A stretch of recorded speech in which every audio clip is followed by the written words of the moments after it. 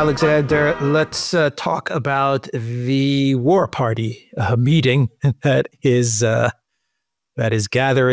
taking place and has taken place in Paris. Macron called this meeting after the Munich Security Conference, after the statements from the speech from J.D. Vance, after the revelation that Rubio and Lavrov had held a phone call, that a peace summit was being prepared in Saudi Arabia, that by the end of the month, most likely we would see Trump meeting with Putin, the normalization of U.S.-Russia relations, and the statements from Vance, from Hegseth, from Trump himself, which is that the U.S. is effectively pulling out of the Project Ukraine game. They're not interested in boots on the ground. They're not interested in security guarantees. They're talking about 50% of the rare earth minerals, but we all know what that means. I think everyone understands what's going on with all of that rhetoric. Macron, I think Macron is finally, it's hit him that they're in trouble. Yes. They're in trouble, that they've been played. They've been distracted. They were in Munich. Talking about delivering a defeat to Putin and to Russia, while the United States and the Russians have been moving forward very quickly towards a meeting. So we have Paris, we have all of the big names in Europe in Paris to talk about, as Hungarian Foreign Minister Peter Szijjártó said, about sabotaging peace. And that is what Szijjártó of Hungary, the foreign minister, has come out and said. And he knows these guys. He works with them. He talks with them every day. He understands exactly what they're trying to do. They're trying to sabotage peace.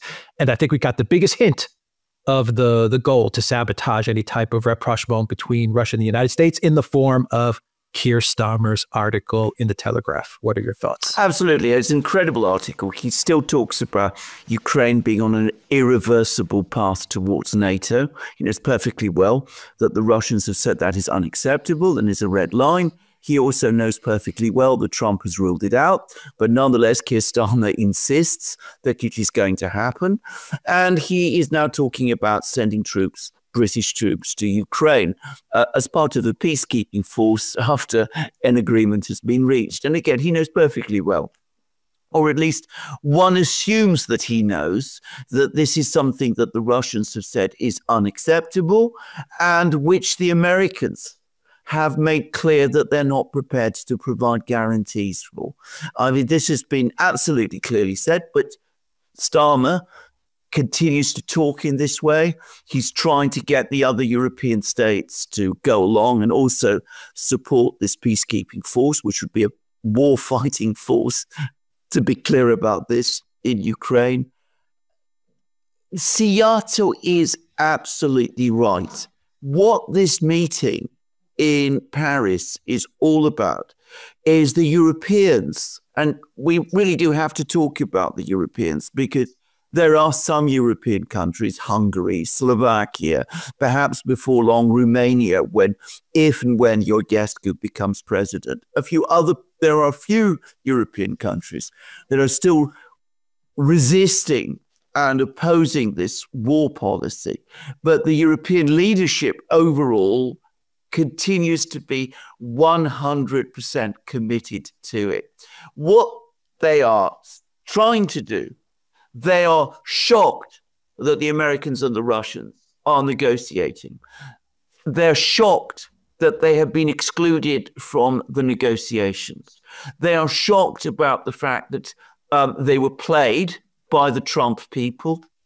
They spent all their time talking to Kellogg, and they discovered that Kellogg isn't even the main negotiator. And as Kellogg has himself now said, that Kellogg's job was to talk to the Europeans and to the Ukrainians, and it was for other people to talk to the Russians. So, I mean, so the Europeans are shocked by all of that, because they were hearing all sorts of lullabies. Did we call that? We called that. Exactly. I mean, they were hearing all kinds of lullabies and songs and other things from Kellogg about more sanctions and all out economic war on Russia and all of that. And they discovered now that there was no reality to all of this. So they are shocked and horrified. They see Project Ukraine collapsing. They see the Americans and the Russians preparing to come together and to reach not just understandings about Ukraine with each other, but understandings on many other matters also. And they're saying to each other, we've got to stop this. We've got to stop this process in its tracks before it develops. We've got to come up with all kinds of ideas that are going to wreck negotiations. So peacekeepers, NATO membership for Ukraine, more sanctions. I've heard reports of stories about war crimes tribunals to prosecute Putin himself. All of this sort of thing is going to be pushed by the Europeans with even more frenetic energy over the next couple of weeks for one purpose, ultimately, to prevent these talks, these negotiations taking place. And the concern is not just Ukraine and keeping the war going and keeping Project Ukraine going, but to prevent the Americans and the Russians coming to an understanding which might make it possible for the Americans to leave. To leave Europe, because this is the ultimate European nightmare. And we're going to hear all the war talk. We are hearing all the war talk coming out. We're going to have more and more statements and more policy decisions. And we're going to see these they're going to try to play this out in Germany where there are, of course, elections coming. And we're going to see Macron and Starmer coming together increasingly, the ultimate war party, working with Ursula and the Greens in Germany and all of those people to try to keep this war going, because they need the war. They need to continue the war in order to keep the Americans and the Russians apart. This is what it is all about now. It's no longer about regime change in Moscow. It's no longer about breaking Russia or, cratering Russia's economy or destroying its army or any of those things. They need the overriding priority is to stop the Americans and the Russians coming to an understanding which would allow the Americans to exit Europe. That's it. What has become of the European leaders? What has become of them? With the United States possibly disengaging from Europe, for the Europeans, I imagine their fear is that with the U.S., so goes the money and the power. I mean, that is what it is really all about: the U.S. money and the power that having the U.S. bogged down in Europe forever gives them. Forever. So they can't risk any type of dialogue between Russia and the United States. They're going to do everything to sabotage it. What do you think about that statement? And a follow-up question is, how worried are you as to what Europe and the EU and the UK are capable of? I mean, how far will they take this? We could talk about false flags. You talk about peacekeepers as a type of tripwire. That's what you're saying. Yeah. Peacekeepers as a type of tripwire in order to get some sort of a Russia-Europe war, which would then commit the United States. I mean, how crazy are the leaders in Europe when it comes to trying to keep the United States bogged down and invested in Europe? How far will they take this? Right. And the first thing to say, I was going to quickly say that before I get into more details, there is no limit to their craziness and their folly, and they will take it as far as they possibly can, and then they will try to go further still. So one should not look for any self-restraints amongst the leadership of Europe. Now, going back to what you said, you're absolutely right. They've been coasting for decades on the back of American power. Britain and France, especially to some extent Germany, to a great extent Germany, have been able to go around the world, pretend that they're still important powers, British especially, the French also. The French have been able to run a kind of neo-colonial empire in West Africa. The British have been able to present themselves in China and all of these places and pretend to the world that they're still important and they're still a great power. And they're not objectively great powers anymore. They haven't been that for a long time now. But they've always been able to say to themselves and to others, we have the Americans behind us. So because the United States is a great power, because recently it was the American hyperpower, during the unipolar moment, it meant that British foreign secretaries and French foreign ministers were able to, stride around the world pretending that they were important and at the same time being treated by third parties, in Riyadh and Beijing and wherever, as if they actually were important. Now the Americans are going, or at least they say they want to go, and that whole pretense is going to be pulled away. And if the Americans do go, the world will see Britain, France, Germany as what they really are,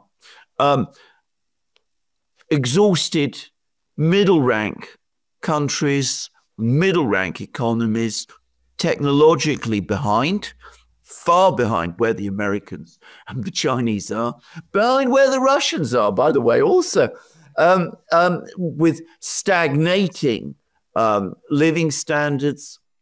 They're going to see them in a completely different way. The Europeans sense that, the Europeans know that, and the single thing that terrified them most, the single comment which I think scared them more than any other over the last week, was one that Pete Hegseth made, which is that the Europeans cannot expect the Americans to remain in Europe forever. In other words, Hegseth is looking forward to the time when the Americans, with their money and with their power, go. And that is, as I said, the absolute nightmare. It's a terrifying nightmare. Put aside that it leaves them having to deal with the Russians by themselves, which they won't like to do. Leave aside also that it would mean that they are left dealing with each other without the Americans to keep their rivalries under control. As I said, it strips them away. It exposes them not as emperors without clothes, but as naughty children without clothes, pretending to be emperors. That is what they're really, really scared about. So what will they do to try to prevent it happening? Everything that they can. I can easily see them, for example, coming to direct agreements with Zelensky for him to agree to European peacekeepers being deployed in Ukraine. They might preempt the outcome of negotiations. They might deliberately put their own troops in harm's way, precisely in order to create a crisis and to wreck talks. You could easily imagine false flag attacks. You can expect unrelenting criticism of what the Americans are. There's already been another article. You've talked about Keir Starmer's article in the Daily Telegraph, an astonishing article, by the way. But there's been another one in the Daily Telegraph which tries to revive all the Russiagate allegations. It speculates about whether Donald Trump might, in fact, be some kind of agent of the Kremlin after all. So you can see how they're going to pull every stop to prevent this ultimate nightmare happening. And they're all going to meet together. Well, they are meeting together. And they're talking about this with each other. And they're planning what they can do. And as I said, you're dealing with people who on this question, which for them, not for their nations, but for them themselves is existential, they will accept no limits. Who does the Trump administration, who do they have to fear the most when it comes to sabotage? Is it the UK? Is it the UK partnered with France? Poland, for example, has given out mixed messages. Yes. They've talked about sabotaging the peace deals. Obviously, they're part of the group. I don't want to say they've talked about it. They're part of the group that's looking to sabotage the peace deals. But they've also said, look, we're not going to send military into the west of Ukraine because Poland does want to keep good relations with the United States. And they do, for the most part, a part of the Polish political elite. They do have close connections with Trump, in much the same way that Hungary and Orbán have close connections with Trump. And I'm not saying all of the Polish government or people like Tusk, but there are pockets of the political class in Poland which do like Trump and do want to remain in partnership with the United States. So you do have some countries which are at this meeting actively trying to sabotage the negotiations between Russia and the United States, but they don't want to take it all the way because they do want to keep good relations with Russia. But you also have countries which are ready to gamble it all. What are those countries? Right. Which are the people that are going to really try to take down Trump in Europe? And are they going to partner with forces in the United States to do it, with media companies in the United States, with Democrats in the United States to try and derail Russia-U.S. relations and to try and take down Trump? Right. My own straightforward guess, I mean, you mentioned Poland. I will quickly talk about Poland because I know quite a lot about the country and a lot of people from there. I think Poland is not going to be a fundamental obstacle. As you correctly said, it wants good relations with the United States. And I happen to know that there are many, many, many people in Poland, including well-connected and influential people in Poland, who have always been critical of this whole strategy anyway. Poland is a much more complicated and much more sophisticated society than people know. But besides, it doesn't have the ability by itself to shape the entire conversation in the United States where it matters. Who will oppose it most? Who, from an American point of view, is most dangerous? The Scandinavians, obviously, Norway, Sweden, Denmark. Denmark, of course, has its issues now with the Trump people over Greenland. But Sweden has now evolved into an extraordinarily anti-Russian country, and it's furious with the US, and anyway, it could be a problem. Obviously, the European Commission, Ursula and her sidekicks, and her various lackeys across Europe, including in Germany as well, but above all, the British. And the British are going to be a significant problem because the political class in Britain and the deep state in Britain are fully unified behind the anti-Russia, keep the Americans in policy. For the British, it is even more existential to keep the Americans in than for any other European country. Remember, it was Lord Ismay, who was a Briton, a British official, who back in the 1940s spoke about NATO being about keeping the Americans in, as well as the Russians out and the Germans down. The British, more than any other country, because they claim to be America's closest ally, have been able to trade and, put on a show on the back of American power. The British, in their own self-conception, are part of this Anglo-American Five Eyes type complex. And of course, there is the Five Eyes. They do have the connections with the intelligence community in the United States. They do have their friends in the media, in the Democratic Party, in the Republican Party, at many, many levels in US society. There are still Americans who come to Britain for Rhodes scholarships and things like that, which, remember, Bill Clinton did. So the British still have influence in Washington, which they will play.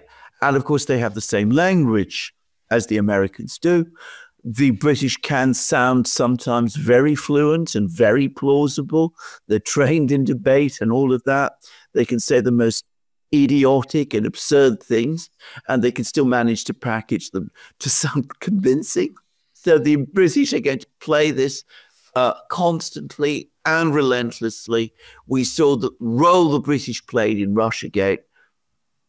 It's the British that the Americans have to worry about most, or at least the Trump people have to worry about most.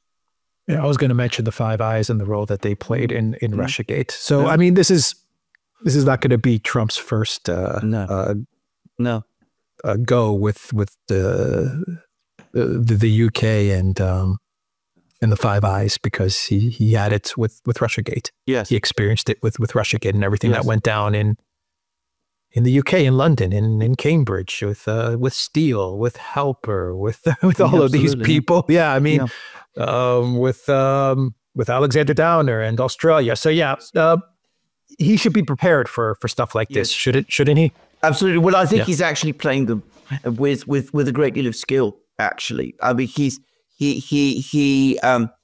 hearing from the British crazy things about Ukraine and incredibly abusive things about Ukraine. He still talks to the British to say, let's get together, let's do a deal, let's see whether we can sort out something on the tariffs. He called Starmer unexpectedly during some tariff discussions. So you could see how he's working them. He's stringing them along because, of course, the British are desperate always to remain on the good side of the Americans anyway. So Trump seems to understand that. So he is stringing them along, even as he carries on with the really important discussions, which are the ones that he's undertaking at the moment with the Russians. But sooner or later, eventually, even the British will see that they're being played, and then they will turn, and then he has to be ready. Just a final question, Macron, France. Right, France. What do you think their role is? I mean, they are organizing. They are organizing, and they are important. But the major difference between Britain and France is that within France, opposition to this whole approach is, the approach that we've been seeing is much, much more advanced.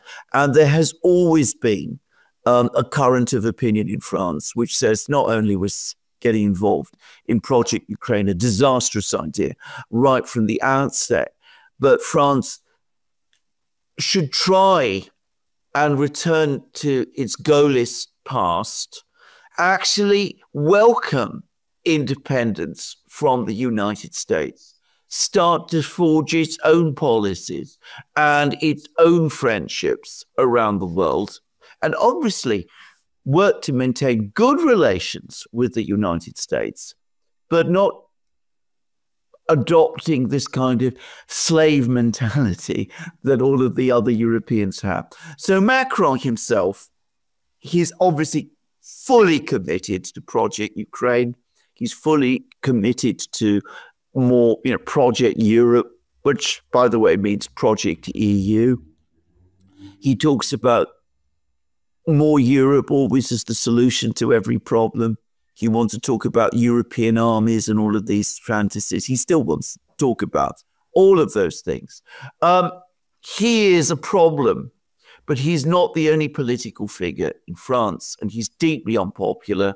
And there are others who, in France, who could potentially take a completely different approach. The same is true in Germany. I mean, the United States, the political class in the United States, the Democrats, the deep state in the United States has had many, many allies in Germany for a very, very long time. As we know, they basically run the media there.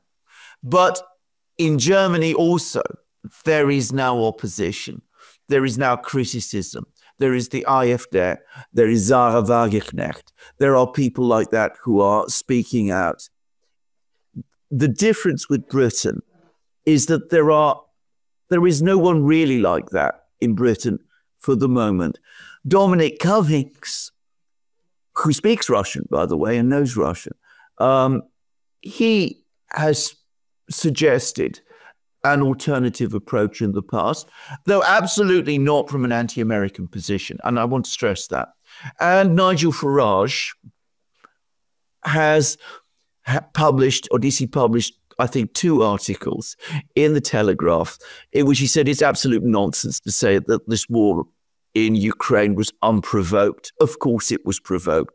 And why are we pretending otherwise? And he's got a good relationship with Trump.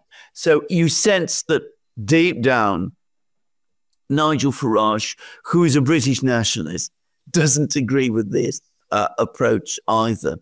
But he's had to be very, very careful what he says, because the mood in Britain, the political mood in Britain, is very, very intolerant of dissenters.